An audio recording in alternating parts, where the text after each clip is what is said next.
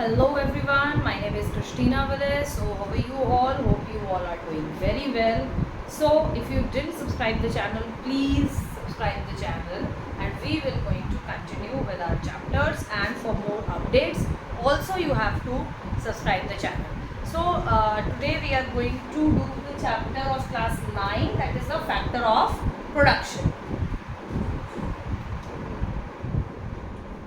सो class 9 का ये chapter है factor of production of economics. ठीक है, एनसीईआरटी में डिफरेंट नेम से दिया हुआ, that is story of a Palampur वाला. I think so next second chapter है आपका.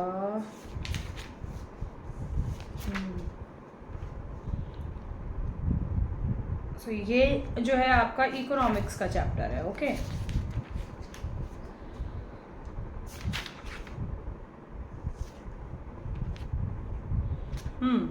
Story of a Palampur. हाँ, इसी में ये पालमपुर विद तलवाड़ी. ओके, तो यही चैप्टर है आपका एनसीईआरटी में जिससे दिया हुआ है इस वे में, स्टोरी ऑफ अ पालमपुर करके. ठीक है, सो फैक्टर ऑफ प्रोडक्शन यानी कि प्रोडक्शन, फर्स्ट ऑफ ऑल क्या होता है प्रोडक्शन, यानी कि किसी भी प्रोडक्ट्स का प्रोडक्शन करना, कोई भी गुड्स का प्रोडक्शन करना. ठीक है, कोई भी गुड्स है, किसी भी तरीके के गुड्स हैं उनका प्रोडक्शन करना. ठीक है, so that comes in the production. And factors, क्या फैक्टर्स हैं जो उस पर्टिकुलर प्रोडक्ट के प्रोडक्शन में काम आते हैं. तो कौन से ऐसे फैक्टर्स हो सकते हैं जो प्रोडक्शन में हेल्प करते हैं. तो प्रोडक्शन में हेल्प में जो फैक्टर्स स्पेशली जो काम आते हैं, दे आर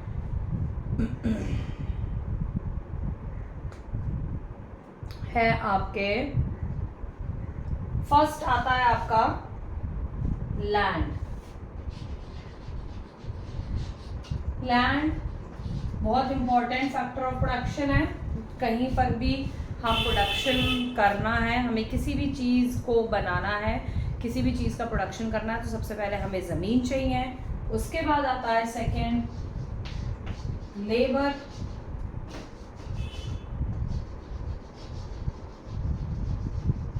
लेबर चाहिए, यानी कि और सिंपल टर्म में हम इसे वर्कर्स भी कह सकते हैं, लेबर्स और वर्कर्स. ठीक है, नेक्स्ट आता है हमारा capital. Capital the simple is to be called as money, क्योंकि अगर हमें किसी भी चीज़ का प्रोडक्शन करना है, कोई भी प्रोडक्ट्स हमें बनाने, गुड्स हमें बनाने हैं, तो हमें पैसे की भी आवश्यकता है. बिना पैसे के, बिना मनी के आजकल कुछ भी नहीं हो सकता, कुछ नहीं हो सकता.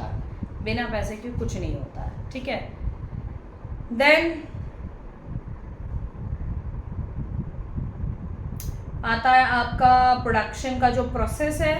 मेन ये तीन तो है ही, land, labour, capital, and the last fourth one is, क्योंकि आई थिंक सो इसमें वैसे दिया नहीं है, बट मैं आपको बता देती हूँ, वो भी है इम्पोर्टेंट, मे बी आगे दिया हुआ हो.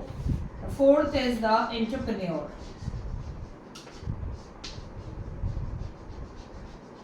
और एंटरप्रेन्योरर. ठीक है, एंटरप्रेन्योरर यानी कि जो बंदा प्रोडक्शन करने के लिए आगे आ रहा है, यानी कि जो पर्सन प्रोडक्शन करना चाहता है, वो पर्सन भी बहुत इम्पोर्टेंट है. एंटरप्रेन्योरर जिसे कहते हैं. लाइक आपने अभी देखा होगा कुछ चैनल्स पर कुछ बड़े बड़े एंटरप्रेन्योरर्स हैं, बड़े बड़े जो बिजनेसमैन हैं, वो आने वाले जो कुछ यंग जनरेशन्स हैं उनको एंटरप्रेन्योरशिप की ट्रेनिंग देने का काम उन्होंने स्टार्ट किया है. तो आपने एक प्रोग्राम देखा होगा जिसमें जो यंग बच्चे हैं वो एंटरप्रेन्योर बनना चाहते हैं, और वहाँ सामने जो बैठे होते हैं वो ऑलरेडी एंटरप्रेन्योर होते हैं. तो वो लोग जो है उन बच्चों का इंटरव्यू लेते हैं. ठीक है, कि भाई आप एंटरप्रेन्योर बनना चाहते हैं तो क्या क्या चीज़ें इंपॉर्टेंट हैं, क्या क्या चीज़ें आपको चाहिए होती हैं, एंड ऑल दैट. ओके, सो ये कुछ आपकी 4 चीज़ें हैं जो कि आपकी फैक्टर ऑफ प्रोडक्शन के लिए बहुत ज़्यादा इम्पॉर्टेंट है। और इसके अलावा है प्रोडक्शन का प्रोसेस। अब ये प्रोसेस है, भाई ज़मीन चाहिए, वहाँ पर इंडस्ट्री सेटअप करेगा बंदा, और इंडस्ट्री सेटअप करने के लिए सबसे पहले पैसा चाहिए। सबसे पहला तो आ जाता है फर्स्ट नंबर पे मनी, क्योंकि जब पैसा होगा तभी वो लैंड खरीद सकता है, तभी वो वर्कर्स लेबर रख सकता है, ठीक है। और एंटरप्रेन्योर तो फिर है ही इम्पॉर्टेंट, ये तो फर्स्ट इम्पॉर्टेंट है, ठीक है। सो chapter started from the primitive man in the old stone age में जो प्रिमिटिव मैन होता था was a Hunter and a wanderer. जो प्रिमिटिव मैन यानी पुराना आदमी, आदि मानव जो होता था वो हंटर होता था और वैंडरर होता था, यानी कि हंटिंग करता था और खाता था और यहाँ वहाँ घूमता था। हंटिंग करता था, जंगली जानवरों को मारता था, यहाँ वहाँ घूमता था और खाता था, ऐसे ही उसका जीवन चल रहा था, ठीक है। धीरे धीरे उसने बहुत सारी चीज़ें सीखी, धीरे धीरे धीरे धीरे धीरे हज़ारों सालों के बाद आज इंसान जो है, मनुष्य जो है, वो इस स्थिति में आके खड़ा हुआ है, ठीक है। Hunger was natural to man, तो हंकर जो है यानी भूख जो है वो तो नेचुरल है मैन के लिए, किसी भी पर्सन के लिए। But he did not know how to produce food, लेकिन उसे ये नहीं पता था कि फूड कैसे प्रोड्यूस करना है, खाना कैसे प्रोड्यूस करना है, इसलिए वो जंगली जानवरों को मार के खाता था। So wild growth of the plants and fruits and vegetables, sweet fruits और berries became his natural food. जो नेचुरल चीज़ें ग्रो होती थी, फ्रूट्स वेजिटेबल्स जो नेचुरली अपने आप ग्रो हो जाता था, कुछ उसे मीठा लगता था, कुछ खट्टा लगता था, कुछ खट्टा मीठा लगता था, जो पसंद आता था नेचुरली उसे वो खा लेता था। So he ate these in raw form, लेकिन कच्ची फॉर्म में इन सारी चीज़ों को वो खाता था। और जो हंटिंग करता था, जो वो मीट भी खाता था, वो हंट करके जानवरों को मार के, वो भी वो कच्चा ही खाता था, ठीक है, उसे पकाना नहीं आता था। He also saw wild animals in and around the jungle, wild animals उसने आसपास देखे। The primitive man began to hunt them and eat their raw meat. बता दिया मैंने आपको, ठीक है, कि जो प्रिमिटिव मैन था, आदिवासी था, अर्ली ह्यूमन था, जंगली जानवरों को मार के ऐसे ही कच्चा ही खाता था, उसे कुछ चीज़ पकानी नहीं आती थी। From food gatherer to producer, लेकिन अब जो था धीरे धीरे ह्यूमन जो था वो फूड गैदरर से, यानी कि फूड गैदरर मीन्स गैदर करना, कलेक्ट करना, ठीक है। फूड गैदरर से वो बना फूड प्रोड्यूसर, ठीक है। From food gatherer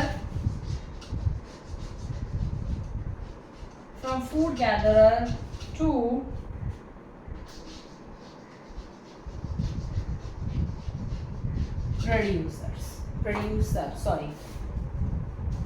food gatherer से वो बना food producer. With the invention of the agriculture, जैसे ही एग्रीकल्चर का इन्वेंशन हुआ, जैसे ही उसने ये देखा कि एग्रीकल्चर भी हम कर सकते हैं, हमारी कैपेबिलिटी है कि हम एग्रीकल्चर कर सकते हैं, हम फूड प्रोड्यूस कर सकते हैं, मैन बिकेम अ प्रोड्यूसर, तभी वो प्रोड्यूसर बन गया। Now he learned how to use the natural resources, अब वो धीरे धीरे नेचुरल रिसोर्सेज को कैसे यूज करना है वो धीरे धीरे वो भी सीख गया। To produce necessities of life, और जो उसकी डेली नीड की जो नेसेसिटीज़ थी, जो ज़रूरतें थी ज़िंदगी की, वो भी वो अब धीरे धीरे पूरी करने लगा था।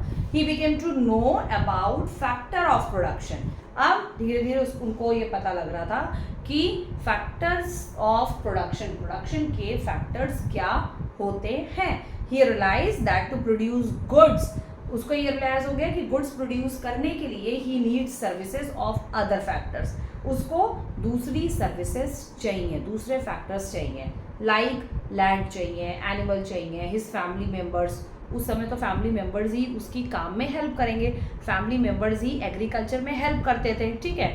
आज क्या है भाई, धीरे धीरे पूरी वर्ल्ड, पूरी दुनिया डेवलप्ड हुई, धीरे धीरे टेक्नोलॉजी आई, डेवलपमेंट हुआ, बहुत सारी टेक्नोलॉजी, बहुत जिसकी कोई था नहीं है, इतना डेवलपमेंट हुआ, इतनी टेक्नोलॉजी, न्यू टेक्नोलॉजी आई पूरी दुनिया में। तो अब लोग जो है एग्रीकल्चर में दूसरे वर्कर्स को काम करने के लिए रखते हैं, लेकिन पहले जब एग्रीकल्चर करते थे वो लोग, तो भाई फैमिली मेम्बर्स ही हेल्प करेगा, वो किसी को वर्कर तो रखेंगे नहीं। Man is a bundle of wants from the day he is born, man जब से पैदा हुआ है तब से उसकी जो ज़रूरतें हैं, उसके वॉन्ट्स जो हैं वो ख़त्म नहीं हुए हैं। The day he was born, तब से लेके अब तक वो वॉन्ट जो उसको जो है उसकी ज़रूरतें वो पूरी नहीं हुई, उसको वॉन्ट चाहिए, वॉन्ट दिस, ये यहाँ पर कहने का मतलब है। So these wants introduce him to work more, और यही वांट्स जो है उसको एनकरेज करता है, यही उसकी ज़रूरतें उसको एनकरेज करती हैं काम ज़्यादा करने के लिए, more so as to earn more and more to satisfy his want. तो अर्न मोर एंड मोर यानी अर्न क्या अर्न कर रहा है, मनी, ठीक है, ज़्यादा से ज़्यादा पैसा कमाने के लिए उनको उसको एनकरेज कर रही हैं, यही चीज़ें उसकी ज़रूरतें उसको पैसा कमाने के लिए एनकरेज कर रही हैं, और वो ज़्यादा से ज़्यादा काम इस वजह से कर रहा है ताकि वो अपनी नीड्स को, अपने वांट्स को सेटिस्फाइड कर सके, ठीक है। So human wants are unlimited, लेकिन ह्यूमन के जो वांट्स हैं, ह्यूमन की जो ज़रूरतें हैं वो अनलिमिटेड है, वो कभी ख़त्म नहीं हो सकती, ये फैक्ट है।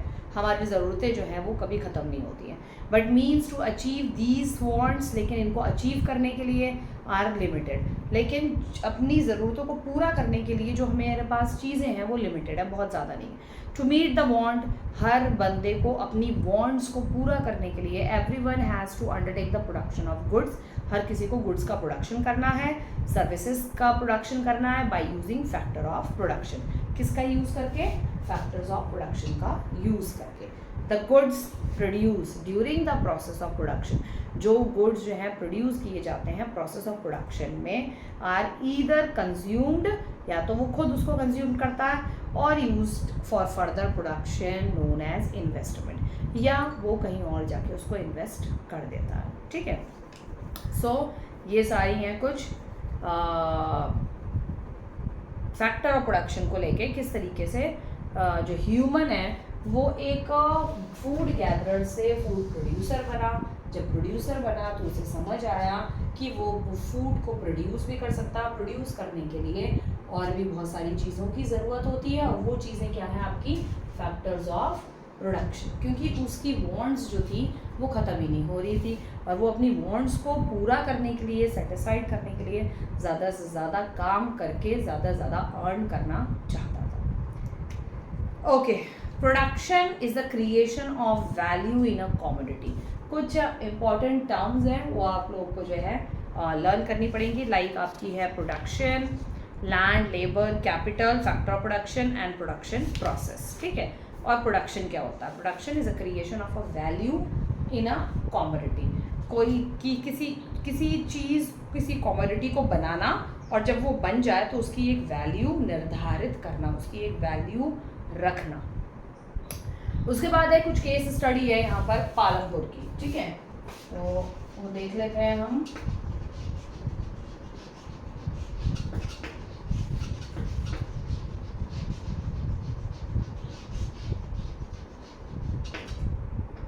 केस स्टडी है पालमपुर विलेज है, उसके बारे में कुछ थोड़ा सा यहाँ पर बताया है। To understand the evolution of means of production, production का जो इवोल्यूशन है वो कैसे हुआ उसके बारे में इस स्टोरी, इस केस स्टडी के थ्रू हम समझेंगे। किसका इवोल्यूशन, प्रोडक्शन का इवोल्यूशन कैसे हुआ। Following imaginary story of a village called Palampur, एक इमेजिनरी छोटी सी स्टोरी है। Palampur was a village near a river. All the elements of the environment such as the land, soil, water, plant, animal, mineral, were there in the village. अच्छा, उस village में सारी facilities provided थी, ठीक है। Land भी है, ज़मीन भी है, एनिमल्स भी है, रिवर्स भी है, वाटर भी है, लैंड, सॉइल, वाटर सब कुछ है वहाँ पर, सारी चीज़ें अवेलेबल हैं। विलेज इस तरीके का है, सारा नेचुरल एनवायरनमेंट, नेचुरल रिसोर्सेज सब हैं वहाँ पे, नेचुरल रिसोर्सेज वहाँ पे सब है। मेन ऑक्यूपेशन वहाँ के लोगों की इकोनॉमिक एक्टिविटी क्या है, people are closely related to the natural environment, नेचुरल चीज़ें वहाँ पर नेचुरल काम करते हैं लोग, हंटिंग करते हैं, फिशिंग करते हैं, लुम्बरिंग, ग्रेजिंग, फार्मिंग करते हैं, etcetera were the important activities. Several other, इसके अलावा भी कुछ और एक्टिविटीज़ करते हैं, लाइक स्मॉल स्केल मैन्युफैक्चरिंग, छोटी छोटी चीज़ें मैन्युफैक्चर करते हैं, बनाते हैं, ठीक है। डेयरी का भी प्रोडक्ट है, गाय भैंसे एनिमल्स पाल रखे तो वो डेयरी हो गया। ट्रांसपोर्ट, कुछ सामान यहाँ से वहाँ लेके जाना किसी का और उसने कुछ पैसे दे दिए, etcetera. Were also carried out of a limited scale, बहुत कम क्वांटिटी पे छोटा मोटा काम चल जाता है। वो विलेज जो है अपनी नेचुरल चीज़ों से अपनी जो जीविका है वहाँ के लोग जो है वो चला रहे हैं, लाइवलीहुड उनकी बहुत अच्छी चल रही है। The farmer use to grow as many crops, farmer ज़्यादा से ज़्यादा क्रॉप ग्रो कर पाते हैं। Were required for their household consumption, और उनके घर के लिए चावल गेहूँ सब उन्होंने ग्रो कर लिया और सब्जियाँ ग्रो कर ली छोटे छोटे में। सारे फार्मर्स वहाँ पे जितने भी हैं वो अलग अलग अपना अपना ग्रो कर लेते हैं और उनके घर के कंजप्शन के लिए, घर के खाने पीने के लिए बहुत हो जाता है, ठीक है।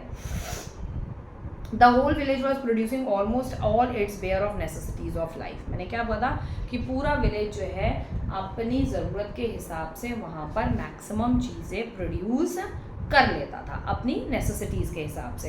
However relationship with the other village, दूसरे विलेज के साथ जो रिलेशनशिप था and the outside was limited, वो थोड़ा लिमिटेड था। Simple tools were use by the farmer to cultivate, वो नॉर्मल टूल्स ही यूज़ करते थे क्योंकि इतने कोई बहुत ज़्यादा एडवांस्ड नहीं थी टेक्नोलॉजी उनके पास। As different people had different occupation, हर किसी का डिफरेंट थोड़ा ऑक्यूपेशन भी अलग था। So people use to exchange goods with each other. तो ऑक्यूपेशन कुछ लोगों के अलग अलग थे, कई लोगों के अलग अलग ऑक्यूपेशन थे, कोई कुछ करता था कोई कुछ करता था, तो वो लोग आपस में गुड्स भी एक्सचेंज कर लेते। आपके पास ये है नहीं है तो वो उनसे ले लेते थे, तो वो किसी और से ले लेते थे, गुड्स एक्सचेंज करते थे। For example Ramu father was a farmer, Ramu के जो फादर थे वो फार्मर थे and use to grow crop where as a crops वगैरह ग्रो करते थे। और सलीम के जो फादर थे वो ब्लैक स्मिथ थे, ठीक है, लोहार। So both of them adopt barter system, तो इन दोनों ने बार्टर सिस्टम अडॉप्ट किया। गुड्स को एक्सचेंज करना पड़ा था, 6th में हमने गुड्स जब एक दूसरे से एक्सचेंज करते हैं उसे बार्टर सिस्टम कहते हैं। They used to exchange food grains and tools, तो वो उनको फूड ग्रेन्स दे देते रामू के पापा, और जो सलीम के पापा थे वो उनको टूल्स, खेती बाड़ी के लिए जो यूज़ होते हैं हल वगैरह, ये सारे टूल्स जो हैं वो लोहार थे, वो उनको बना के दे देते थे। Ravi father was a weaver, तो विलेज में एक और बच्चा रहता था जिसके जो फादर थे वो वीवर थे, बुनाई का काम करते थे। He provided cloth to the villagers, जो क्लोथ वो प्रोवाइड करते थे। So as the population of the village was increasing, the demand for the goods was also increasing. धीरे धीरे विलेज की पॉपुलेशन इंक्रीज होने लगी तो गुड्स की डिमांड भी इंक्रीज होने लगी। Land which was available for cultivation वो डिक्रीज, अब जो ज़मीन थी जो एग्रीकल्चर के लिए अवेलेबल थी वो ज़मीन अब कम होने लगी, डिक्रीज होने लगी क्योंकि पॉपुलेशन बढ़ने लगी। Now it was no longer in abundance, अब जो थी कोई भी एबंडेंस खाली पड़ी हुई ज़मीन कोई नहीं थी। People came to know about the importance of the land, धीरे धीरे लोगों को लैंड की इम्पोर्टेंस पता होने लग गई। They came to know that its supply was fixed and can not be increase, तो लोगों को ये पता लगने लगा कि भाई लैंड की जो सप्लाई है वो फिक्स्ड है और ये बढ़ नहीं सकती, इंक्रीज नहीं हो सकती है। इसके लिए as people were growing crops on the land its fertility also started decrease, तो अब लोग जो है लगातार कंटिन्यूसली एग्रीकल्चर ग्रो कर रहे हैं उसी लैंड पे, तो उस लैंड की फर्टिलिटी भी डिक्रीज होने लगी। अब उनके पास इतने पेस्टिसाइड्स केमिकल्स अच्छे इतना नहीं था कि वो यूज़ करते, तो इसलिए लैंड की फर्टिलिटी डिक्रीज होने लगी। Land was a free gift of nature, जो कि एक फ्री गिफ्ट है। So people started realizing that it also need care, so लोगों को अब ये रियलाइज होने लगा कि जो है इस लैंड को भी हमें केयरफुली जो है वो यूज़ करना पड़ेगा। इंट्रैक्शन ऑफ पालमपुर विद तलवांडी, तलवांडी एक और अनदर विलेज था, तो वहाँ पर फिर यहाँ पर अब इस स्टोरी में आगे ये दिखाया है कि जो पालमपुर विलेज के जो लोग थे वो तलवाड़ी विलेज के लोगों से उनका कैसे इंटरेक्शन हुआ। So village on the other side, Talwari was another village of the river, river के दूसरी तरफ को वो रिवर था, वो विलेज था। Though there was no direct link नहीं था वहाँ के लोगों का, आपस में लोगों का डायरेक्ट लिंक नहीं था between the two village, but with the expansion of economic activity, लेकिन जब इकोनॉमिक एक्टिविटी धीरे धीरे पालमपुर में जब बढ़ने लगी, people start migrating from one village to another, लोग जो थे अब इस विलेज से दूसरे विलेज में खेती बाड़ी वगैरह करने के लिए जाने लगे। Land of Talwari was not as fertile as that of Palampur, वहाँ का लैंड फर्टाइल नहीं था as Palampur. So people use to migrate from Talwari to Palampur, अब तलवाड़ी के लोग जो थे वो पालमपुर की तरफ को आने लगे। So the people of the Talwari started assisting farmer of Palampur during harvesting and the sowing season, तो तलवाड़ी के जो लोग थे वो पालमपुर के लोगों की हेल्प करते थे जब खेत में हार्वेस्टिंग और सोइंग का सीजन आता था, तब वो इधर वहाँ से यहाँ आ जाते थे इनकी हेल्प करने के लिए। So they started working as a labour, तो वो इनके खेतों में एक लेबर की तरह जो है काम करने लगते थे। अब देखो इसी से क्या हुआ, चीज़ें चेंज होने लगी, इकोनॉमिक एक्टिविटीज़ चेंज होने लगी कि उनको काम चाहिए था क्योंकि उनकी लैंड फर्टाइल नहीं थी। वो पालमपुर आए और उनके खेतों में अपने आप ही कि सर हम मदद कर देते हैं, हम हेल्प कर देते हैं, आप हमें कुछ दे दीजिएगा। तो वो हार्वेस्टिंग और सोइंग के टाइम पर उनके यहाँ पर पालमपुर में किसानों के पास आकर हेल्प करने लगे और यहाँ से वो एज अ लेबर उनके खेतों में काम करने लगे। They started working as labor. These migrated people were paid in kind. तो इनको जो है एक दया के भाव से जो है इनको थोड़ा बहुत पैसे दे दिए जाते थे। They used to get wheat, pulses, rice, मतलब ये इनको मिल जाता था क्योंकि पैसे उस टाइम पे दिखा रहे हैं इतने नहीं होते थे। तो जो खेत में अच्छा प्रोडक्शन हुआ तो व्हीट, पल्सेस, इनको खाने पीने की चीज़ें इनको दे दी जाती थी इन ल्यू फॉर देयर वर्क, उनके काम के बदले में। So these laborers were mobile factor of production compared to the immobility of the land. तो ये जो laborers थे ये एक मोबाइल फैक्टर ऑफ प्रोडक्शन बन गए, ठीक है, as compare to immobility of land, यानी कि जो लोग अभी काम कर रहे थे उनके कंपेयर में ये भी एक फैक्टर ऑफ प्रोडक्शन बन गए जो कि है वर्कर। सेकंड जो आता है क्या आता है, वर्कर। ये धीरे धीरे जो है अभी ये मोबाइल फैक्टर ऑफ प्रोडक्शन बन गए। So the production of the crop and other product was being carried out with the help of a labor. और जब प्रोडक्शन हो जाता था वो सारी चीज़ें कैरीड, वही ये जो लेबर है वो सारी चीज़ें कैरी करके मार्केट में बेचना या बाहर जाना, मार्केट तो नहीं होती थी उस विलेज में, खैर मार्केट नहीं थी, अपने गांव लेके जाना जो भी होता था उन्हीं से ही कैरी करवाते थे। And the production of crop was being use by these labourers also, और जो भी क्रॉप का प्रोडक्शन होता था वो क्रॉप का प्रोडक्शन ये लेबर्स भी थोड़ा बहुत यूज़ करते थे, ठीक है। सो ये है विलेज पालमपुर की छोटी सी शॉर्ट स्टोरी। मेजर फीचर्स क्या हैं land as a factor of production. जब हम लैंड को कहते हैं कि ज़मीन जो है वो एक बहुत इम्पॉर्टेंट फैक्टर ऑफ प्रोडक्शन है, तो उसके फीचर्स क्या हैं? फीचर्स क्या हैं? Land is a basic factor of production, it is a free gift of nature, pieces of land have different degree of fertility, it's a passive factor of production, supply of a land is fixed। land जो है fixed है, इतना land है भाई, हमारे बरेली में इतनी ज़मीन है, और बरेली के बाद फिर यहाँ पर बदायूं आ जाता है, फिर उसके बाद इधर पीलीभीत आ जाता है, ये पीलीभीत की ज़मीन है, ये बदायूं की ज़मीन है और ये बरेली की है, ठीक है, ये बरेली की ज़मीन है, ठीक है। अब बरेली की जो पॉपुलेशन है वो इस ज़मीन से बढ़कर जो है बाहर को जा रही है, पॉपुलेशन बाहर को जा रही है, लैंड तो उतना ही फिक्स्ड है, लैंड उतना ही फिक्स है, बरेली की पॉपुलेशन बढ़ बढ़ के बाहर को जा रही है, बाहर को कहाँ जाएगी, फिर वो बरेली से बाहर जाएगी, फिर वो लोग बदायूं में के इधर कॉर्नर पे बॉर्डर पे रहेंगे, बरेली के बॉर्डर पर, ठीक है, या बरेली से दूसरे शहर में चले जाएंगे, बदायूं, पीलीभीत, आसपास के शहरों में चले जाएंगे, आसपास की डिस्ट्रिक्ट्स में चले जाएंगे, तो वो बरेली के ना होके उस पर्टिकुलर एरिया के निवासी कहलाएंगे, ओके, ठीक है। इसलिए लैंड जो है वो फिक्स्ड रहता है। नेक्स्ट है आपका interdependence of the various activity. Her activity एक दूसरे के ऊपर जो है वो डिपेंडेंट होती है। Palampur was complete economic unit, अब जो थी पालमपुर प्रॉपर इकोनॉमिक यूनिट बन गई थी, where people were producing their basic needs, लोग अपनी बेसिक नीड्स जो है प्रोड्यूस कर रहे थे। People were engage in different occupation, all these occupation were interrelated, हर बंदा अपना अपना ऑक्यूपेशन कर रहा था, लेकिन ये ऑक्यूपेशन एक दूसरे के ऊपर इंटर रिलेटेड था। एग्जाम्पल जो आयरन स्मिथ था was providing tool to the farmer and tools were further used for the production of crop, और उन टूल से क्रॉप का प्रोडक्शन किया जा रहा था। This was known as capital, इसको कहा जाता है कैपिटल, ठीक है। वैसे कैपिटल जो है वो मनी में ही आता है, लेकिन लैंड में प्रोडक्शन के लिए मनी के अलावा जो इस तरीके की जो चीज़ यूज़ होती है उसको भी कैपिटल में इंक्लूड किया जाता है। The people were using two types of capital, ठीक है, दो टाइप के कैपिटल होते हैं, एक होता है वर्किंग, एक होता है फिक्स्ड, ठीक है। तो फिक्स्ड जो कैपिटल है इंक्लूडिंग वो होता है टूल्स। चलो लिख देती हूँ मैं, टू टाइप्स ऑफ कैपिटल, दो तरीके के कैपिटल हैं, एक है आपका फिक्स्ड, ठीक, एंड दूसरा है आपका वर्किंग।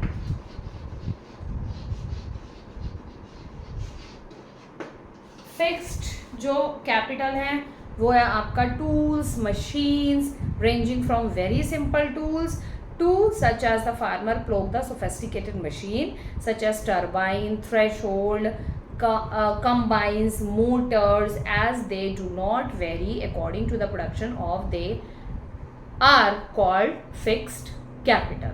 कोई भी मशीन्स अगर यूज़ कर रहे हैं, machine, tools, threshold, turbines, motor, ये सारे आपके आएंगे fixed capital.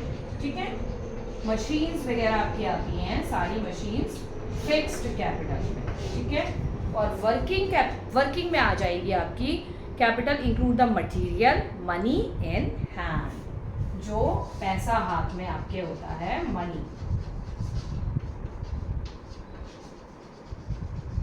Money in hands, जो कि मैंने पहले भी लिखा था कि वर्किंग में आ जाता है पैसा यानी money. So material and the money in hand which is required for the daily purchase, daily के काम के लिए पैसा चाहिए ही खरीदने के लिए चीज़ें। Working capital varies according to the production, जिस तरीके का प्रोडक्शन है उस तरीके का वर्किंग कैपिटल होता है। प्रोडक्शन कम है तो कम चीज़ें खरीदी जाएंगी, प्रोडक्शन ज़्यादा है तो ज़्यादा चीज़ें खरीदी जाएंगी। To produce more, producer need more raw material and workers. I told you, ज़्यादा प्रोडक्शन है तो रॉ मटेरियल ज़्यादा खरीदना पड़ेगा, कम प्रोडक्शन है, प्रोडक्शन कम है या थोड़ी चीज़ों का ही प्रोडक्शन हो रहा है तो थोड़ा रॉ मटेरियल हमें चाहिए। ठीक है, सो ये है आपका इतना। Okay,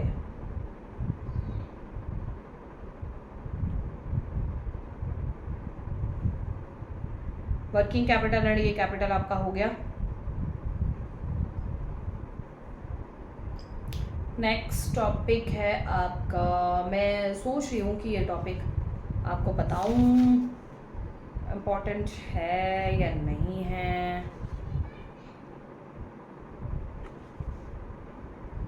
that's what I am searching about. अच्छा, इसमें अभी लैंड लेबर कैपिटल अभी ब्रीफ में दिया हुआ है, अभी तो हमने सिर्फ इतना ही पढ़ा है लैंड लेबर के बारे में। ठीक है, अभी इसमें ब्रीफ में दिया है तो अभी हम वो पढ़ेंगे, बहुत ज़्यादा ब्रीफ में नहीं पढ़ेंगे, शॉर्ट में ही पढ़ेंगे, क्योंकि इतना अभी मतलब इतना ज़रूरी भी नहीं है, इतना इम्पोर्टेंट नहीं है कि बहुत ज़्यादा ब्रीफ में उस चीज़ को पढ़ो, मतलब सॉरी बहुत ज़्यादा लेंदी वे में पढ़े हम। ठीक है, सो नेक्स्ट है इसमें फर्स्ट जो दे रखा है that is important as land. Land वैसे मैंने आपको बता ही दिया क्यों इम्पोर्टेंट है, किस लिए इम्पोर्टेंट है, क्या है, थोड़ी बहुत चीज़ें हम और देखेंगे। लैंड बेसिक फैक्टर है, it has a major concentrate, it is a fixed factor of production. Total area of a land India में जो है 3.28 million square kilometre, 3.28 million square kilometre. ठीक है, ये मिलियन स्क्वायर किलोमीटर का लैंड है हमारे पास। Land use data however are available only for about 93% of the total area.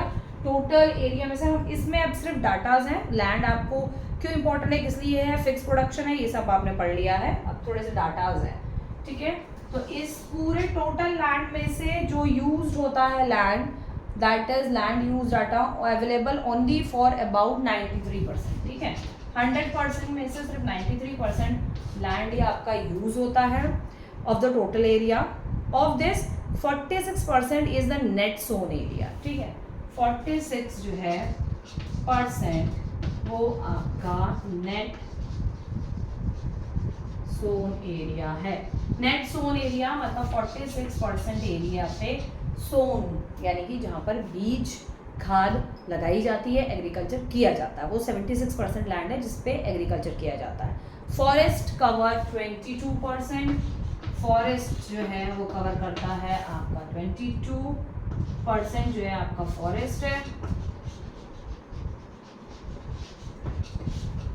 ठीक है, 22% आपका फॉरेस्ट है।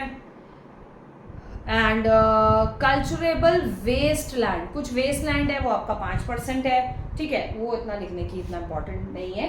ये तीन जो है चीज़ें, इसलिए मैंने आपको बोला ना कुछ चीज़ें इंपॉर्टेंट है कुछ चीज़ें नहीं है। वो लिख भी दोगे तो ठीक है, बेटर रहेगा, एक दो चीज़ें और भी लिख दोगे तो एग्जामिनर विल गेट कि हाँ भाई इसको डाटा जो है बढ़िया से पता है।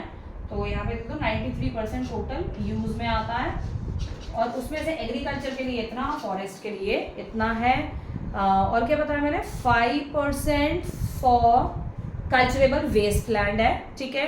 फैलो लैंड आपका 8% है, ये हम लिख सकते हैं, 8% आपका फैलो लैंड है।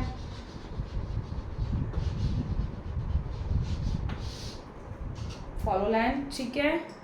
परमानेंट पैस्चर जिसमें परमानेंट जो लोग हैं अपने गाय भैंसों को चराते हैं। पैस्चर पता है ना आपको, तो I don't need to explain it, आप 7th 8th में सब में पढ़ चुके हो, ठीक है। तो परमानेंट पैस्चर जो चराते हैं गाय भैंसों को, वो आपका है 4%, ये ठीक है, ये आप लिख सकते हो। पैस्चर लैंड उतना आप लिख सकते हो, बाकी वो 5% कल्चरेबल, वो लिखने की ना जरूरत नहीं है। पैस्चर लैंड आप इसे एज अ नोट की फॉर्म में आप ये नोट कर सकते हो, ठीक है। Available for the cultivation, okay. Permanent pasture 4%, permanent pasture 4% है, और वो लैंड है, land not available for the cultivation is नहीं 4% तो पैस्चर लैंड है, और वो लैंड जो कल्टीवेशन के लिए अवेलेबल नहीं है is 14%।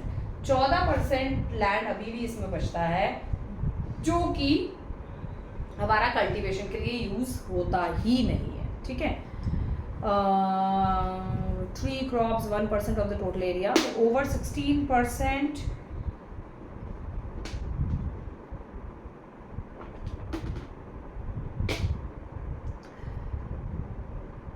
Net sown area cultivable more than 1 year, तो 16% जो है हमारा जो नेट सोन एरिया है ना, उसमें से 16% ही हर साल क्रॉप उस पर ग्रो करी जाती है, more than once in a year, मतलब एक साल में 2 बार, sorry, more than once in year यानी साल में 2 बार 16% लैंड पे ही कल्टीवेशन होता है। कैरेक्टरिस्टिक ऑफ लैंड, लैंड के क्या characteristic, land is a fixed factor of production, labour is variable, labour हर जगह अलग अलग मिलती है लैंड पे, कहीं पे ज़्यादा कहीं पे कम, किसी को काम आता है किसी को नहीं आता है। It is an active factor of production, active रहता है land. Efficiency of the labour can be increase through training, labour की एफिशिएंसी तब बढ़ जाती है जब लेबर को अच्छी ट्रेनिंग वगैरह मिले, तो लैंड पर काम करने के लिए लेबर्स अच्छे मिल जाते हैं, ठीक है। बाकी तो इसमें ऐसा कुछ नहीं है। As studied earlier, land is a fixed factor of production, so production of the food grain can not be increase by bringing more land under cultivation, okay. बाकी इसमें ऐसा कुछ नहीं है। नाउ नेक्स्ट है, is there a way to grow more from the same land, क्या ऐसा कोई तरीका है उसी सेम लैंड से हम ज़्यादा ग्रो कर सकते हैं? सेम लैंड से क्या हम ज़्यादा ग्रो कर सकते हैं? हाँ, तरीका, कोई ऐसा तरीका है तो वो है, क्या है आपकी, कौन कौन से तरीके? सबसे पहले आपकी है मल्टीपल क्रॉपिंग, वो है आपका multiple cropping.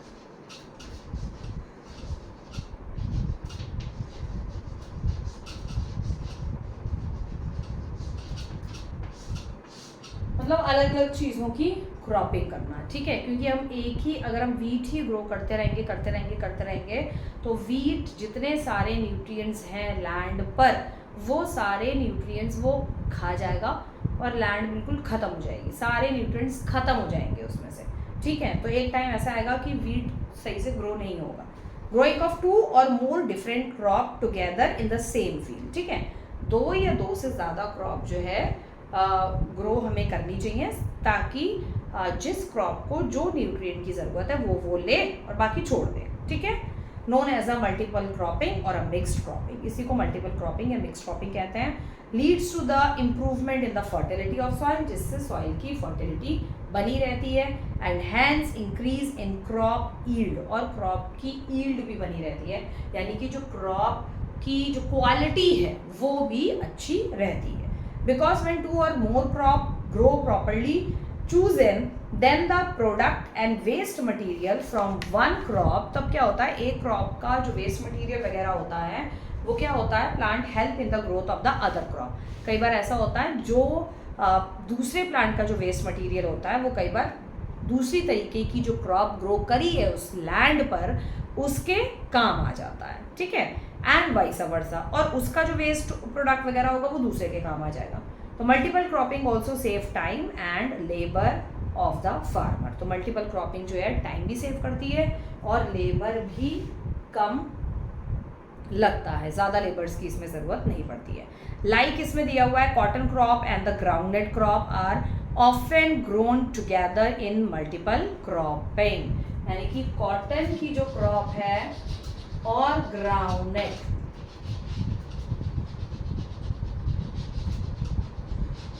Cotton and groundnut जो है ज़्यादातर ये दोनों क्रॉप्स जो है साथ में ग्रो करी जाती है। ठीक है,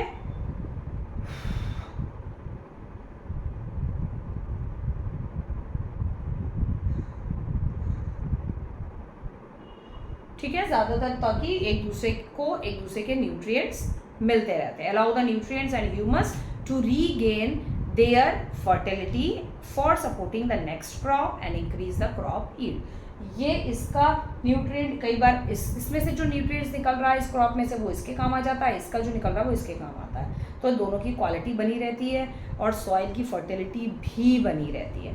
all these practices leave the field fallow, use of manure and fertilisers. तो इस तरीके की प्रैक्टिसेस से जो लैंड है वो अच्छा फैलो लैंड हो जाता है। ठीक है, and crop rotation and mixed cropping allow the nutrients. ठीक है, और जो क्रॉप रोटेशन करते हैं, मिक्स क्रॉपिंग करते हैं, वो न्यूट्रिएंट्स को अलाउ करते हैं एक दूसरे की हेल्प के लिए। एश्योर्ड इरिगेशन, इरिगेशन बहुत अच्छा होना चाहिए। पहला है मल्टीपल क्रॉपिंग, फर्स्ट है, सेकंड है इरिगेशन।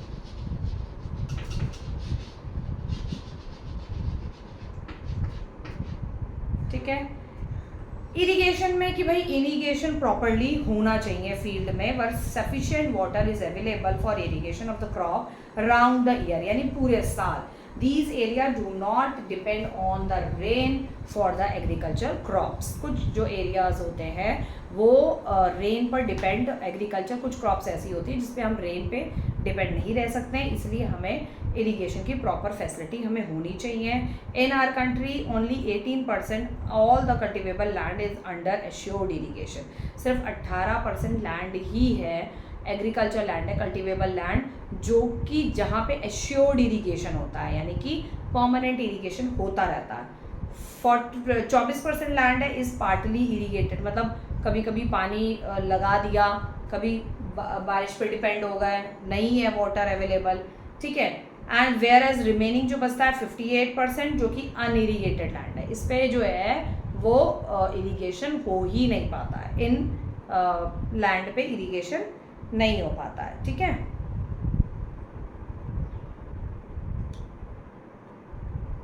उसके बाद नेक्स्ट आता है आपका रूरल इलेक्ट्रिफिकेशन, रूरल एरिया का इलेक्ट्रिफिकेशन करना। ठीक है, इलेक्ट्रिफिकेशन आप समझ में आता है, यानी कि electricity so is one of the essential input in the modern agriculture. आज के एग्रीकल्चर में इलेक्ट्रिसिटी भी बहुत इंपॉर्टेंट है। Study made in 1970 showed the electricity make a sufficient contribution to the development of agriculture. Electricity का बहुत important role होता है एग्रीकल्चर को डेवलपमेंट के लिए, और 1970 के डाटा के अकॉर्डिंग जब इलेक्ट्रिसिटी विलेजेस में भी आ गई, एग्रीकल्चर का काम इलेक्ट्रिसिटी से होने लगा, तो बहुत अच्छा प्रोडक्शन भी वहाँ पर स्टार्ट हो गया। It is a cheap source of energy which can be use for lifting water by tubewells and pump set. तो ये चीप सोर्स ऑफ एनर्जी था उस टाइम पे, अब तो इलेक्ट्रिसिटी कॉस्टली हो गई है। ठीक है, एक बहुत ही चीप सोर्स था जिससे कि ट्यूबवेल्स और पंप सेट जो थे वो सारे वर्किंग कर सकते थे। Processing and preserving agriculture produce, sprinkle irrigation हो सकता था, जो स्प्रिंकल वाला इरिगेशन होता था उसको चला देते हैं, ऑन कर देते हैं, तो वो चारों तरफ ऐसे गोल गोल गोल गोल घूम के पूरे खेत में पानी देता रहता है। ठीक है, and so many other farm operations, और बहुत सारे फार्म के ऑपरेशंस और फार्म के काम और बहुत सारे भी हो जाते थे इलेक्ट्रिसिटी की वजह से। ठीक है, पर्शियन व्हील यूज़ करने लगे, जो कि इलेक्ट्रिक मोटर से पर्शियन व्हील चलती थी, वो अब एग्रीकल्चर में यूज़ होने लग गया। ठीक है, मेजर इम्पैक्ट पड़ा उसका।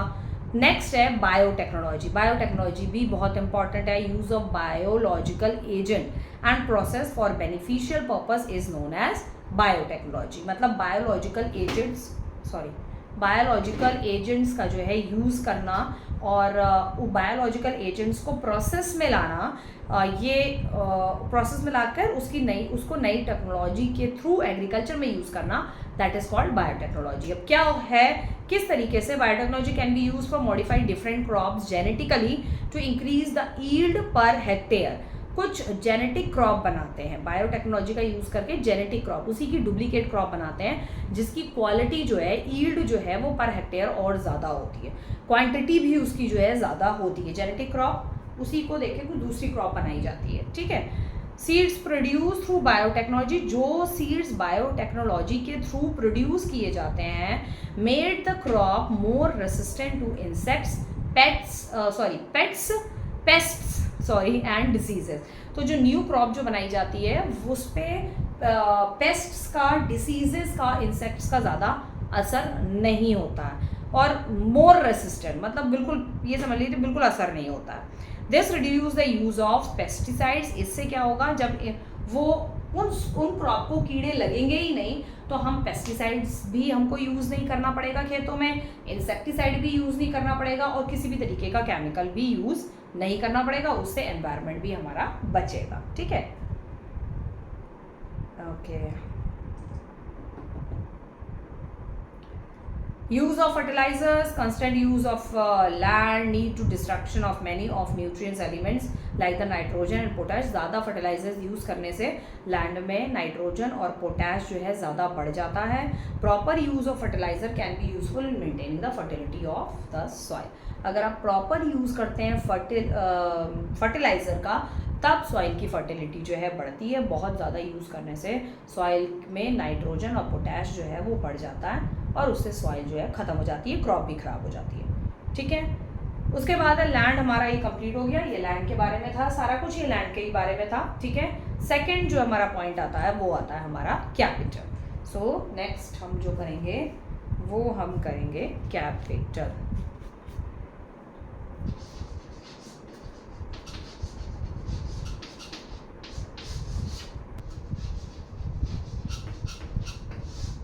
ठीक, तो कैपिटल जो है हमारे प्रोडक्शन के लिए बहुत ज़्यादा इम्पोर्टेंट है।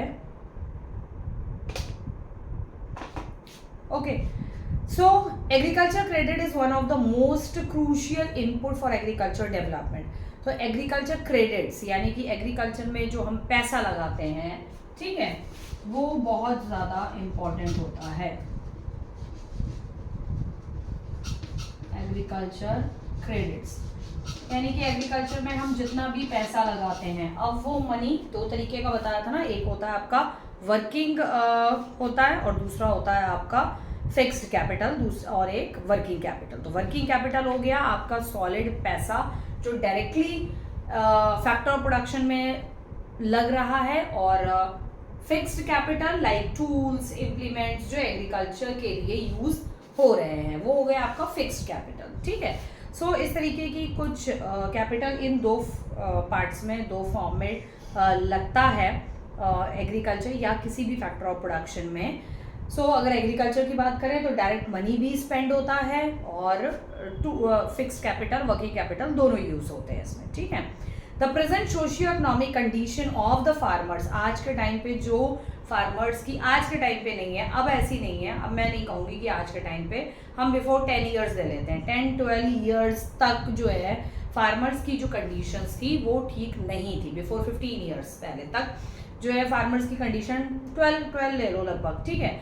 तो फार्मर्स की कंडीशंस ठीक नहीं थी, डेप्थनेस में बहुत ज़्यादा थे, ठीक है, एंड पॉवर्टी भी बहुत थी, गरीबी भी थी। फार्मर्स जो थे ज़्यादातर गरीब फार्मर्स हुआ करते थे, ठीक है।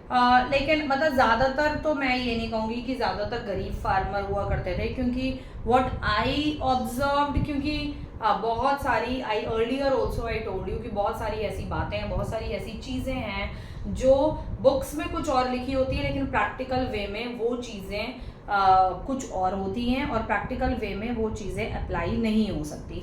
तो बुक्स में लिखा रहता है ज़्यादातर कि farmers are poor, farmers are indebtedness, farmers गरीब होते हैं, किसान ये होते हैं, वो होते हैं, बट एक्चुअली में ऐसा नहीं है। इन प्रैक्टिकल वे में ऑन ज़ीरो ग्राउंड में कुछ ही फार्मर्स हैं आज के टाइम पे, और पिछले 10-12 साल पहले भी कुछ फार्मर्स थे हाँ जो गरीब थे, ठीक है। जो बहुत ज़्यादा सुसाइडल केस किसान के हो रहे थे, उसके पीछे भी बहुत बड़ा एक जो है स्कैम आप समझ लीजिए है। बताऊंगी फिर मैं कभी शॉर्ट में, देखती हूँ मैं अगर आपको शॉर्ट में बता सकी तो। सो जो है बहुत बड़ी चीज़ है उसके पीछे। अब उसके पीछे चीज़ ये है कि क्या कहते हैं, गरीब हुआ करते थे, ठीक है। तो कुछ some of the farmers are to be called as a poor, लेकिन मैक्सिमम फार्मर्स जो हैं पुअर नहीं होते हैं, ठीक है। what I observed, what I have seen and many people also have seen all these things, उसमें ज़्यादातर ये है कि भाई कई फार्मर्स को, किसानों को, जो गांव के किसान फार्मर ज़मीन बेच के, इतनी ज़मीनें हैं उनके पास कि खेती के लिए अलग ज़मीन है, सब चीज़ के लिए ज़मीन अलग है, और ज़मीनें बेच के वो जो है स्कॉर्पियो ले रहे हैं, स्कॉर्पियो पे घूम रहे हैं, ठीक है, महिंद्रा की गाड़ियों में घूम रहे हैं ज़मीनें बेच के, और उनके पास जो ज़मीन है उस पर खेती बाड़ी उनकी चल रही है, ज़मीन बेच के उनके मकान बन रहे हैं, ठीक है। तो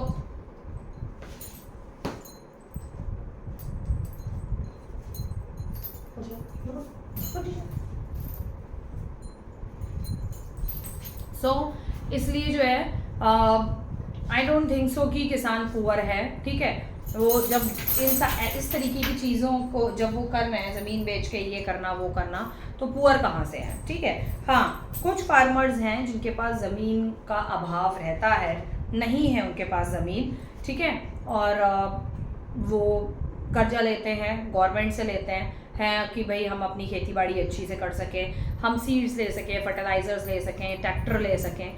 लेकिन इन शॉर्ट इसलिए मैं आपको बता रही हूँ, इसमें ये भी है कि भाई अगर आपने 5 लाख का कर्जा लिया, ठीक है, और आप जो है उससे सारा आपने अपना एग्रीकल्चर का पूरा सेटअप किया, अब आप गवर्नमेंट को पे नहीं कर पा रहे हो, तो why you take 5 lakh more than आपने 5, आप गवर्नमेंट को पे नहीं कर पा रहे तो 5 लाख कर्जा और ले लो, हो गया 10 लाख का कर्जा। जब हो गया उसके बाद जो है टंगा है पेड़ पे गांव में, ठीक है, जो है फांसी लगा दी, भाई हम नहीं दे पा रहे हैं, ये है वो है। तो इस वजह से गवर्नमेंट, जब ये बीजेपी की गवर्नमेंट आई, मोदी जी आए, तो उन्होंने जो है सारे किसानों का कर्जा जो है माफ़ किया। कांग्रेस के टाइम पे भी कई किसानों का कर्जा माफ़ किया गया था, ठीक है।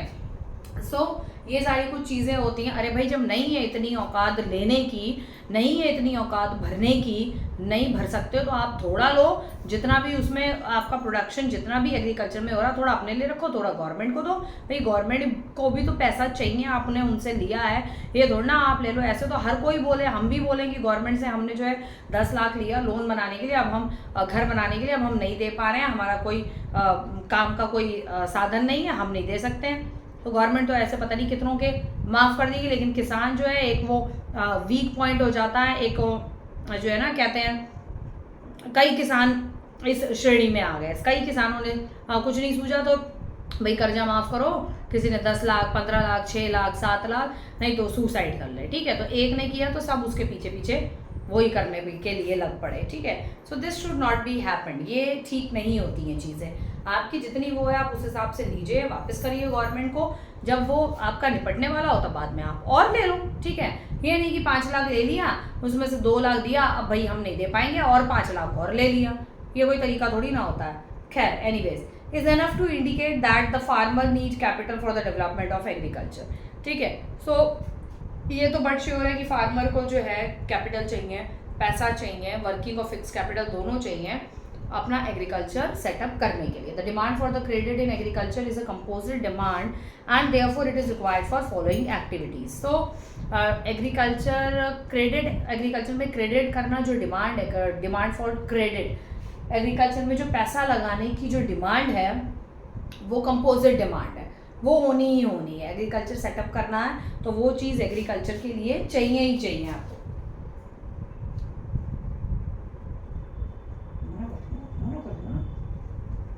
वो चीज़ चाहिए ही चाहिए एग्रीकल्चर के लिए, तो it is required for following activities. तो कुछ एक्टिविटीज़ है जो इसके थ्रू फॉलो होती है। सोर्स ऑफ कैपिटल, कैपिटल का सोर्स कहाँ से आ रहा है, यानी कि पैसा आएगा कहाँ से। So medium and the large scale farmers obtain capital for farming from their own saving और from the bank as loan. मैंने कहा ना, वो एग्रीकल्चर में पैसा लगाते हैं, जो थोड़ी बहुत उनकी सेविंग होती है वो, या फिर वो बैंक से लोन लेते हैं, ठीक है। फ्रॉम लार्ज फार्मर और द विलेज मनी लैंडर, या कई बार वो बड़े जो फार्मर्स होते हैं, मनी लैंडर्स होते हैं, उनसे पैसा ले लेते हैं, ठीक है। स्मॉल फार्मर्स जो है बोरो फ्रॉम लार्ज फार्मर्स, ठीक है। और कोई ट्रेडर होता है जो supply various inputs for cultivation, कोई ट्रेडर है जो कल्टीवेशन के लिए बहुत सारे इनपुट्स यानी कि टूल्स, इम्प्लीमेंट, ट्रैक्टर, ट्रेडर्स जो होते हैं दे रहे हैं, उनसे कई बार पैसा उठा लेते हैं, ठीक है। So the rate of interest on such loan is very high. अब इन जगहों से जो लोन लिया जाता है, इस पे रेट ऑफ इंटरेस्ट वो तो अपनी मर्जी से लगाएंगे, ठीक है, क्योंकि वो प्राइवेट है। गवर्नमेंट से, बैंक से लोन लेने पे रेट ऑफ इंटरेस्ट कम रहते हैं, कम रेट ऑफ इंटरेस्ट लेती है गवर्नमेंट, उसके बावजूद भी किसान दे नहीं पाता है पैसा बैंक का, उसके बावजूद भी ये सोचते हैं कि भैया गवर्नमेंट जो है सारा कर्जा माफ़ कर दे और ज़मीनें बेच बेच के हम स्कॉर्पियो पे घूम रहे हैं, तो ये काय का वो है, ठीक है। तो ऐसा it should not be happen. Government को भी ये देखना चाहिए कि भैया एक्चुअली में कौन सा फार्मर गरीब है, किस हिसाब से उसने कर्जा लिया है, ठीक है, तो भैया वो देना है। ये नहीं कि आप 5 लाख लें और फिर नहीं निपटा पाए तो फिर 5 लाख और ले लें, तो ये कायदा नहीं है, ये कोई तरीका नहीं है। ऐसे तो पूरी मिडिल क्लास फैमिली भी बहुत है जो इस तरीके से करे और कहे भाई हमारा माफ़ कर दीजिए कर्जा and all, okay. Anyways, so keeping in mind the need of finance, government has also opened social institution like the regional rural bank। तो ये सारी चीज़ों को माइंड में रखते हुए गवर्नमेंट ने किसानों के लिए कुछ अच्छी चीज़ें करी। रूरल बैंक खोले, विलेज के ग्रामीण बैंक जिसे कहते हैं, ठीक है, रूरल बैंक खोले, कोऑपरेटिव सोसाइटीज़ खोली, land development banks, national bank for agriculture, rural development, rural के डेवलपमेंट के लिए, विलेज के डेवलपमेंट के लिए एक सोसाइटी ओपन करी गई, संस्था ऑर्गेनाइजेशन ओपन करी गई। ये रूरल डेवलपमेंट जो है ये गवर्नमेंट की वो है, ठीक है। लैंड पूरा है इसका national bank for agriculture and rural development bank है, ठीक है। दीज प्रोवाइड रिक्वायर्ड कैपिटल, तो ये टू द फार्मर्स, तो ये कैपिटल प्रोवाइड करते हैं, फार्मर्स को पैसा वगैरह प्रोवाइड करते हैं, ठीक है। उसके बाद आता है आपका लेबर। कैपिटल हमने कर लिया, अब है सेकेंड है labour. Another important factor of production है लेबर, भी एक बहुत इंपॉर्टेंट फैक्टर ऑफ प्रोडक्शन है।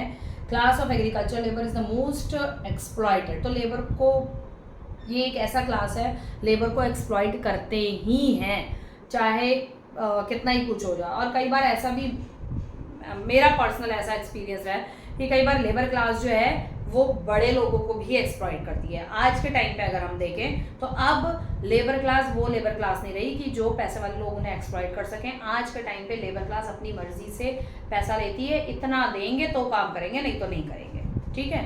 लाइक फॉर एग्जाम्पल आज के टाइम पे मजदूर और मिस्त्री का एग्जाम्पल ले लीजिए। मिस्त्री जो है घर वर बनाने के एक दिन के 600, 800, 700, 800 ले रहा है और मजदूर ले रहा है 400-500 रुपये। तो अगर हम बोले 300 ले लें तो वो नहीं लेंगे, कहेंगे तो हम काम नहीं करेंगे, हम कहीं और काम कर लेंगे, ऐसा हो रहा है। तो लेबर कोई एक्सप्लॉइट नहीं हो रहा है, आज के टाइम पे कोई एक्सप्लॉइट नहीं हो रहा है लेबर, ठीक है। तो पहले का पुराना NCERT का वो है, तो वो 15 साल पहले तक होता था लेबर एक्सप्लॉइट, 15-20 साल पहले तक, उसके बाद से नहीं हो रहा है, ठीक है। Oppressed class in the ruler hierarchy, ruler जो हायरार्की अपर क्लास है वो करती थी लोअर क्लास को। Specific problem face by this class in Indian agriculture, कुछ स्पेसिफिक प्रॉब्लम्स थी जो लेबर क्लास फेस करती थी अपर क्लास की वजह से, ठीक है। लो वेजेस होते थे, लो स्टैंडर्ड ऑफ लिविंग, इन लोगों को कम वेजेस दिए जाते थे, तो कम वेजेस के वजह से इनका स्टैंडर्ड ऑफ लिविंग भी जो था वो कम होता था, ठीक है। वो अपने लेवल को, अपना स्टैंडर्ड ऑफ लिविंग बढ़ा नहीं पाते थे। गिनी चुनी मतलब नाम के उस पर जो है उनको रोटी कपड़ा बस मकान इतना मिला हुआ था, बाकी कोई अपनी अलग से कोई एक्स्ट्रा नीड पूरी नहीं कर पाते थे। जो बहुत ज़्यादा पुअर फार्मर्स हैं, अब जो बहुत बड़े बड़े फार्मर्स हैं जो स्कॉर्पियो फलाना ढिमकाना में घूम रहे हैं, वो नहीं, ठीक है। सो ये था लेबर क्लास की फर्स्ट प्रॉब्लम, ये थी। सेकंड थी आपकी अंडर एम्प्लॉयमेंट एंड अनएम्प्लॉयमेंट। बहुत सारे लेबर जो है अंडर एम्प्लॉयमेंट है, एम्प्लॉयड लेबर है, उनको काम नहीं मिल रहा है, ठीक है। Faces the problem, this problem and they do not have continuous work. Continuous work कई बार नहीं मिल पाता है ड्यूरिंग द बिजी सीजन। जब कोई बिजी सीजन होता है, बिजी सीजन कौन सा होता है एग्रीकल्चर में? हार्वेस्टिंग का सीजन होता है, सोइंग का सीजन होता है, ठीक है।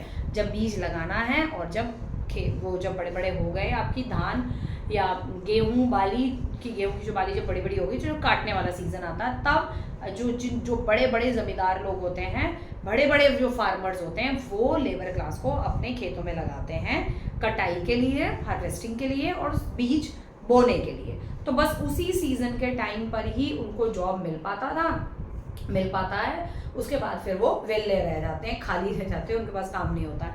लेकिन आज के टाइम पे ये नहीं है। आज के टाइम पे लेबर क्लास क्या करती है, खेतों में भी जो सीज़न टाइम होता है, पीक सीज़न होता है, उसमें खेतों में काम करती है। और उसके बाद जो है, जो मजदूर लेबर क्लास जो भी होती है, वो आज आप देख रहे हो आज के टाइम पे कितना ज़्यादा ऑल ओवर कंट्री कितना डेवलपमेंट हो रहा है, फैक्ट्रीज बन रही है, ब्रिजेस बन रहे हैं, दे दनादन। Like I am living in a Bareilly, यहाँ बरेली में पुल के बनने की कमी नहीं है, एक के बाद एक पुल बन रहे हैं, एक के बाद एक ब्रिजेस, यहाँ ब्रिजेस वहाँ ब्रिजेस, ठीक है। और ब्रिजेस में हज़ारों मजदूर, हर काम मशीन से नहीं किया जा सकता, इट इज़ नॉट पॉसिबल। हज़ारों मजदूर काम कर रहे हैं वो पुल बनाने के लिए, बोरी यहाँ से वहाँ उठाना, गड्ढा खोदना, ये करना, वो करना, मट्टी करना, कुछ मट्टी वगैरह पाटने का काम कुछ क्रेन कर देती है, लेकिन कुछ ऐसी चीज़ें हैं जो मज़दूरों को करनी पड़ती है, ठीक है। मज़दूर के बगैर काम नहीं चलेगा। तो उस टाइम पे जब पीक सीज़न नहीं होता, हार्वेस्टिंग या सोइंग का सीज़न नहीं होता, उस टाइम पे इनको building construction, factory construction, apartment construction, इतने अपार्टमेंट्स बन रहे हैं, road construction, road drainage system construction, okay, और फैक्ट्रीज इंडस्ट्रीज में काम, ठीक है। मॉल का कंस्ट्रक्शन हो रहा है, अभी एक और नया मॉल बन रहा है, वहाँ कंस्ट्रक्शन, यहाँ पर बरेली में एक बन रहा है, वहाँ कंस्ट्रक्शन, इन सारे कंस्ट्रक्शंस में इनको वर्क अब मिल जाता है, ठीक है। So it has been estimated that on an average get a work for the 200 days in a year. तो एक एवरेज लगाया गया कि 200 days in a year, 200 days के लिए ही, साल में 200 डेज के लिए इनको काम मिल पाता था। Most of them under employed, और ज़्यादा से ज़्यादा जो थे वो अंडर एम्प्लॉयड रहते थे।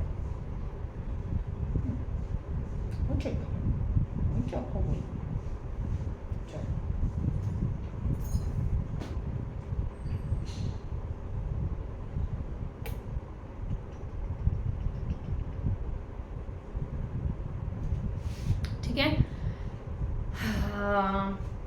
While some remain unemployed through the year, कुछ हाँ ये भी होता है कि जो पूरे साल जिनको काम मिल नहीं पाता था, जब 15-20 साल पहले ऐसा होता था, अभी ऐसा कुछ नहीं है, सब मजदूरों, मिस्त्री, लेबर क्लास, सबको काम मिल जाता है, ठीक है। इन the modern era use the modern technology in Indian agriculture, modern technology Indian agriculture में यूज़ हो रही है, ठीक है।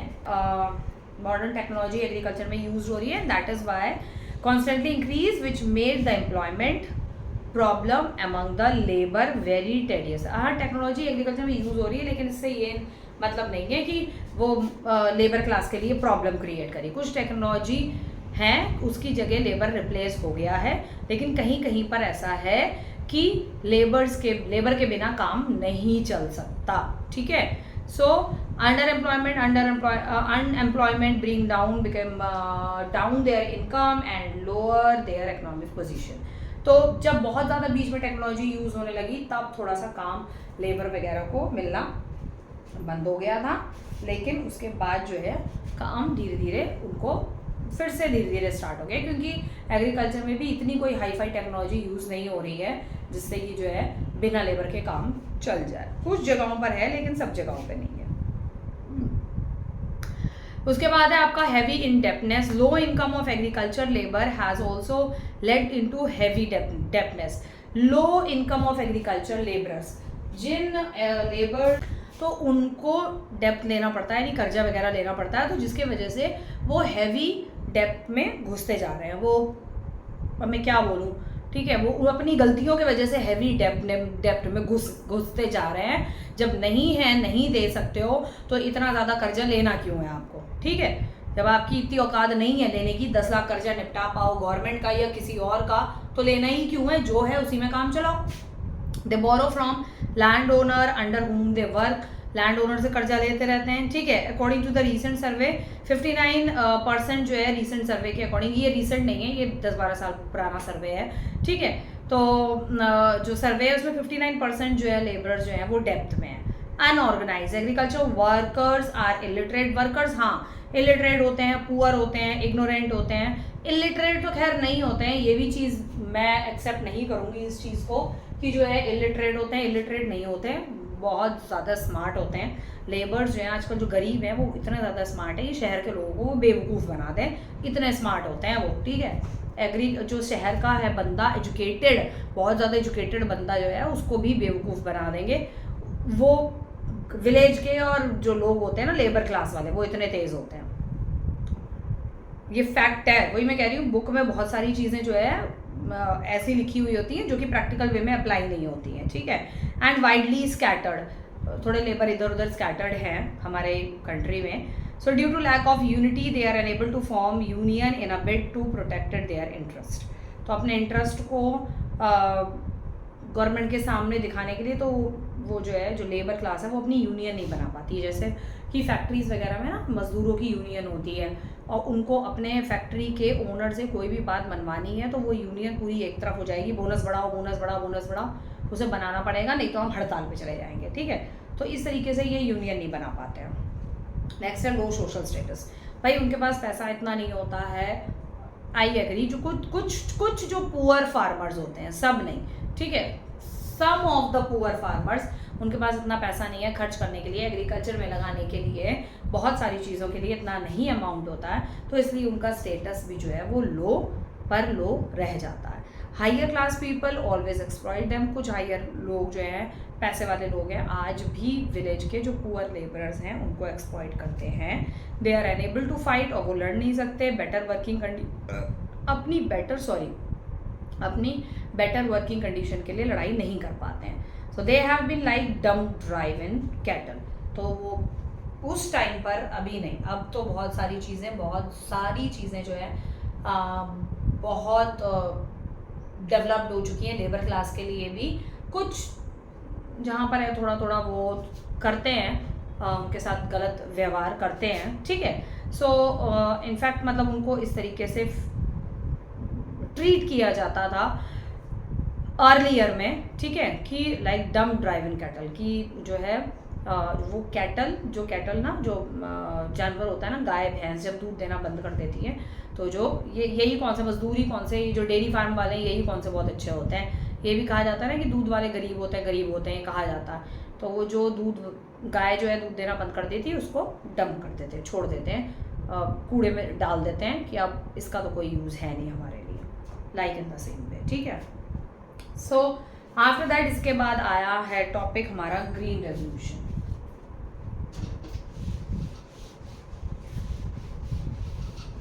ग्रीन रेवोल्यूशन वैसे आपने यहाँ वहाँ कहीं ना कहीं सुना ही होगा, पढ़ा होगा, ठीक है।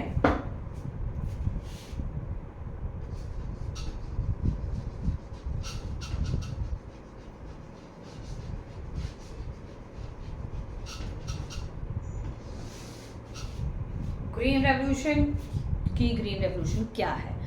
A farmer has been making effort to grow more and more food. Due to these efforts, average production of the crop doubled during the 30 years. हमारे फार्मर बहुत मेहनत तो करते ही हैं, ये तो फैक्ट है, ठीक है, अपनी प्रोडक्शन को बढ़ाने के लिए, और 30 सालों में प्रोडक्शन हमारा डबल हुआ। This large increase of crop yield leading to the record food production started in our country 1960। और 1960 में इंदिरा गांधी के टाइम पर उन्होंने एग्रीकल्चर पे बहुत ध्यान दिया।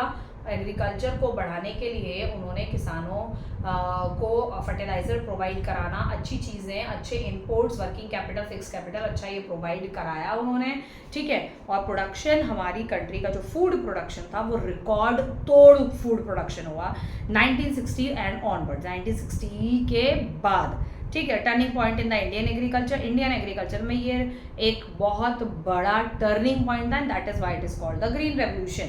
सो which has led to the green revolution in country, जो कि जिसका जो मतलब जो रिकॉर्ड तोड़ जो फूड प्रोडक्शन हुआ, वीट का, राइस का, मैक्सिमम वीट और राइस का हुआ था, वीट, राइस, पल्सेस वगैरह का, ठीक है, इतना रिकॉर्ड तोड़ हुआ which led to the this green revolution, ठीक है, which led to the turning point for the green revolution, led to the green revolution. Great increase in the production of the food grains crop specially of wheat crop. मैंने बोला ही आपको, in our country during the last 30 years is called the grain revolution, and this because of the sort of revolution has taken place in Indian agriculture leading to enormous food grain production. तो ये जो revolution था ये basically production के उसमें था, food grain के production में, यानी कि वीट और राइस और पल्सेस, ये ग्रेन्स हैं, इसके प्रोडक्शन में ज़्यादा वो में ज्वार बाजरा.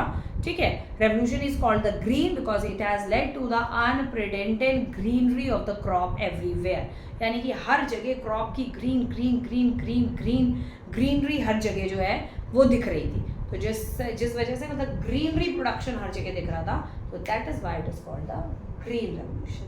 Okay. So and it is from the period of the 1960 से 1980 तक ये ग्रीन प्रोडक्शन जो था, वो ग्रीन रेवोल्यूशन जो था वो ज़बरदस्त हमारा चलता रहा 1960 से 1980 तक, इंदिरा गांधी के टाइम पे. ठीक है. and it is because of the green revolution that our country has become self-sufficient in food production, and even the buffer stock of the food grain has been created for use in times of the natural calamities like the drought and flood when the food production is reduced. इतना ज़्यादा food production हमारा हुआ उस time पे 1960 से 1980 तक हमारी country में कि हमारे पास बफर स्टॉक था फूड ग्रेन्स का. ठीक है.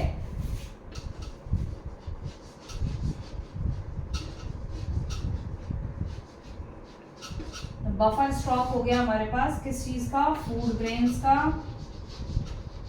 एंड इतना ज़्यादा हमारे पास फूड ग्रेन बफर में इतना ज़्यादा था, स्टॉक हमारे पास इतना ज़्यादा था फूड ग्रेन का, इतना स्टोर करके रख लिया था कि एट द टाइम ऑफ कभी भी नेचुरल कैलामिटी जो जब हुई हमारी कंट्री में, फ्लड हुआ, ड्रॉट्स आए, सब कुछ हुआ. ठीक है. तो उस टाइम पे यही जो फूड जो हमने बफर स्टॉक में जो रखा हुआ था, ये फूड ग्रेन जो है उस टाइम सप्लाई करना शुरू कर दिया था गवर्नमेंट ने. ठीक है. So the introduction of the high yielding variety seed. इसी दौरान हाई यील्डिंग वैरायटी सीड्स मतलब बहुत ज़्यादा हाई क्वालिटी वाले जो सीड्स हैं, wheat derive from the Mexican wheat, जो हमारा नॉर्मल जो वीट था उसको एक्सचेंज किया हमने मैक्सिकन वीट से. ठीक है. हाई यील्डिंग वैरायटी सीड लिया, मैक्सिकन वीट जो है हमने ग्रो करना शुरू किया. Coupled with the proper irrigation हुआ, increase use of fertilizers, weedicides, pesticides resulted in the record production of a wheat crop and led to the green revolution in our country. हमने pesticides use किए, बहुत अच्छे fertilisers, weedicides, बहुत अच्छे, ये सारी चीज़ें गवर्नमेंट ने सप्लाई करवाई फार्मर्स के लिए, फार्मर्स के खेतों के लिए, एग्रीकल्चर के लिए प्रोवाइड कराई बहुत ज़बरदस्त तरीके से, और इतना रिकॉर्ड तोड़ प्रोडक्शन हुआ कि which led to the green revolution. ठीक है. सो ये था आपका green revolution. So the various factor which collectively taken together, वो कुछ ऐसे फैक्टर्स भी हैं जिनकी वजह से ग्रीन रेवोल्यूशन बहुत ज़्यादा बढ़ा. Cultivation of the high yielding variety seeds, ये मैंने आपको बता दिया, और wheat obtain from Mexican wheat से हमने अपनी वीट की वैरायटी को चेंज किया. This is the single most of the factor leading to green revolution. ये बहुत मोस्ट इंपॉर्टेंट सिंगल फैक्टर था ग्रीन रेवोल्यूशन का. ठीक है. ग्रीन रेवोल्यूशन का बहुत मोस्ट इंपॉर्टेंट फैक्टर था.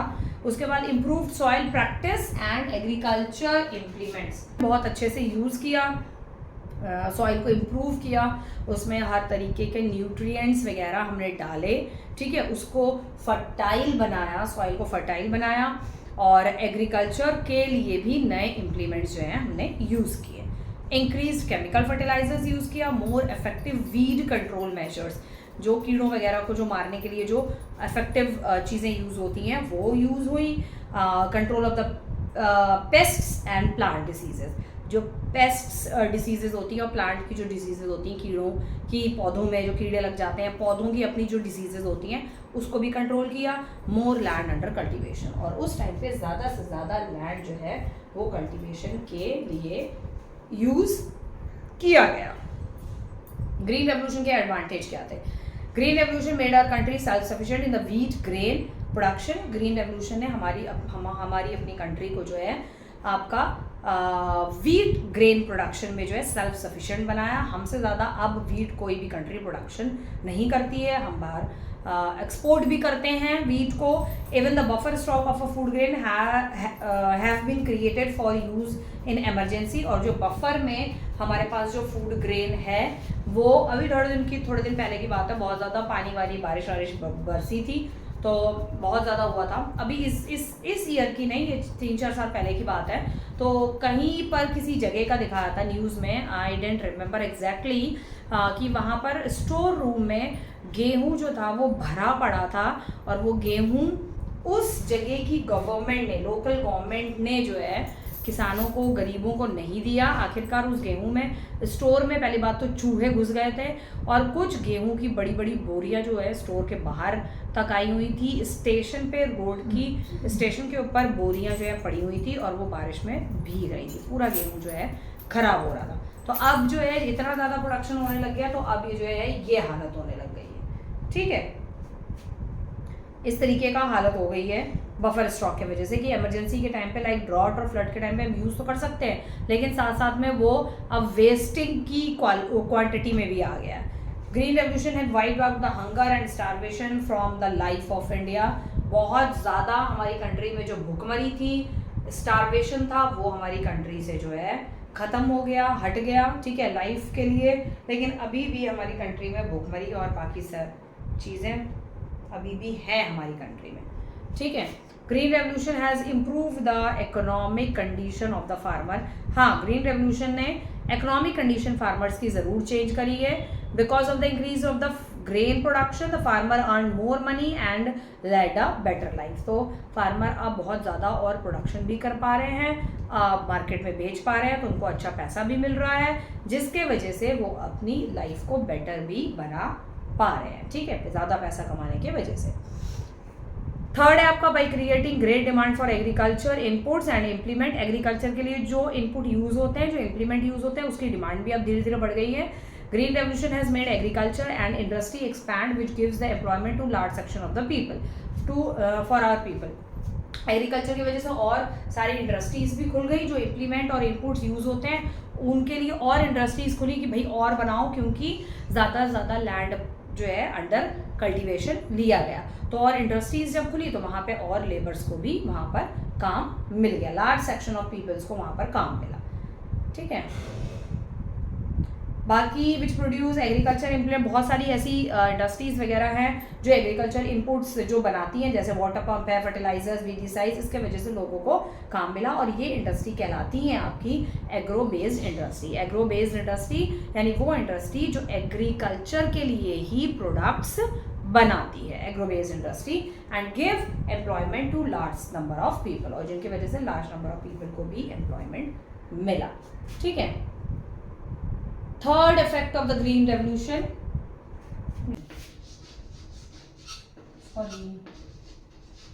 Effect of green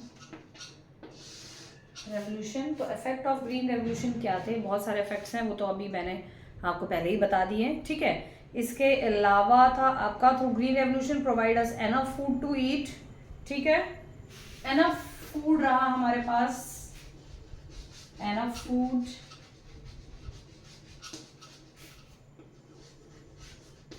to eat, खाने के लिए हमारे पास काफ़ी अच्छा एनफ फूड था। But at the same time it has created some ill affect of the environment around us. लेकिन उसके साथ साथ ही एनवायरमेंट में भी ये कुछ इल अफेक्ट भी कर रहा था, इल affect in the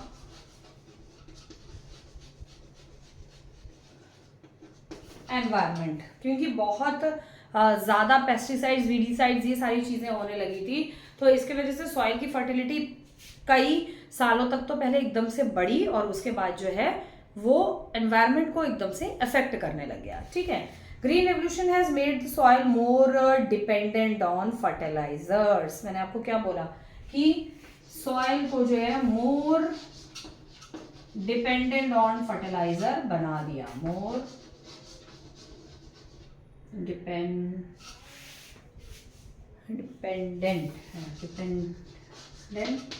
on fertiliser.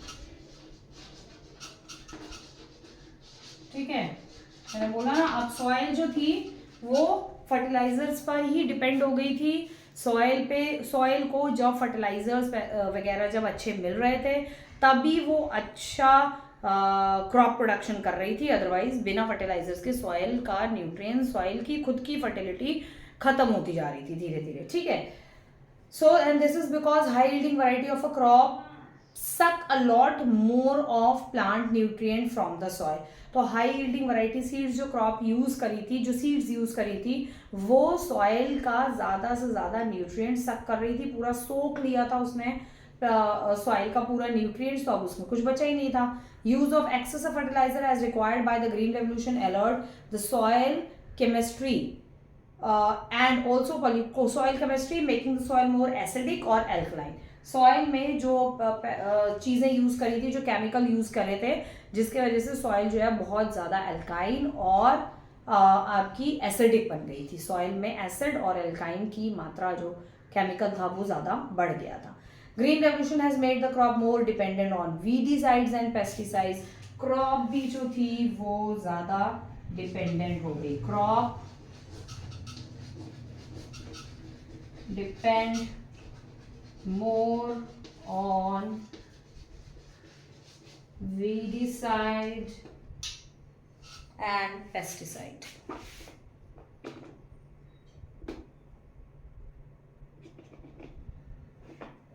weedicides and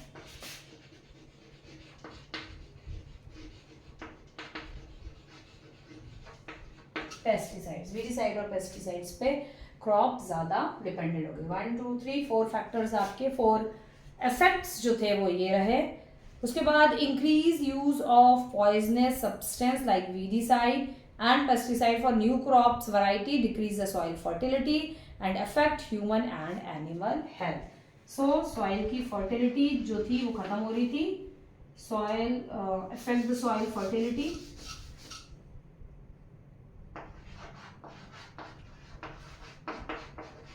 affect the soil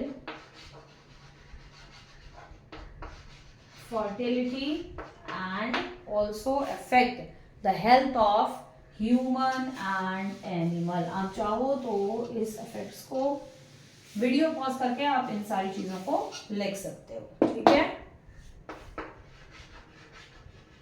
affect human and animal health, human और एनिमल दोनों की हेल्थ को भी अफेक्ट कर रही थी। ठीक है, the last is high yielding variety crops cultivate in green revolution demand more water. तो ये जो क्रॉप्स थी ये डिमांड कर रही थी, crops high yielding variety crops, high yielding variety crops आप ऐसे लिखोगे इसको, हाई यील्डिंग वैरायटी क्रॉप्स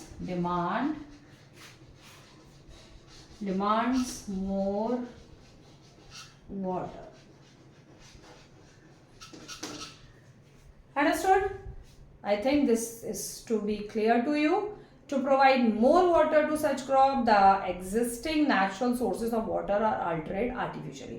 तो जो natural source of water था, यानी कि river, wells, ट्यूबवेल्स वगैरह जो natural source of water था, उसको artificial source of water से, sorry, especially river and rainfall, natural sources river and rainfall, तो natural sources of water को artificial source of water से exchange करना पड़ा, and this create an imbalance in nature। और जिसके वजह से नेचर में क्या हो रहा है, imbalance in nature। ठीक है, क्रॉप डिमांड मोर वाटर, और यहाँ पर एक पॉइंट आपका ये वाला और आ जाएगा, natural source of water replace with artificial। natural sources of water replace, natural sources of water replace artificial